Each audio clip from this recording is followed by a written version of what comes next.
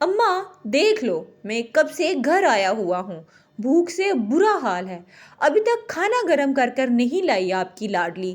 ابھی لائی بھائی، یہ دیکھو شرٹ پر ہلکا سا داغ، ویسے ہی ہے، تمہیں تو کپڑے بھی ٹھیک سے واش کرنے نہیں آتے۔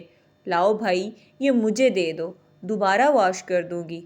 یہ پہن لو، کل ہی اماں نے نئی منگوائی تھی آپ کے لیے۔ اف، کھانے میں اتنی مرچیں، پتہ نہیں کب کھانا بنانا آئے گا اس چڑیل کو۔ اماں آپ خود کھانا بنا لیا کریں، ایسا کھانا مجھ سے نہیں کھایا جاتا۔ اماں بولی بیٹا یہاں بنانا سیکھ جائے گی تو سسرال میں اچھا بنائے گی، اسی لیے اس سے بنواتی ہوں، سب مطلب اس کی شادی تک برداشت کرنا پڑے گا۔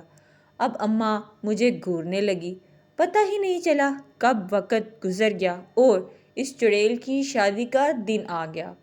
صبح سے ایسا لگ رہا تھا جیسے کچھ چھیننے والا ہے۔ وہی بہن جس سے بات بات پر لڑتا تھا، آج جان سے بھی زیادہ پیاری لگ رہی تھی۔ آج صرف اسی کی فکر تھی۔ پھر رخصتی کے ٹائم خود بچوں کی طرح روتے دیکھا، یوں لگ رہا تھا کہ دنیا لٹ سی گئی ہو۔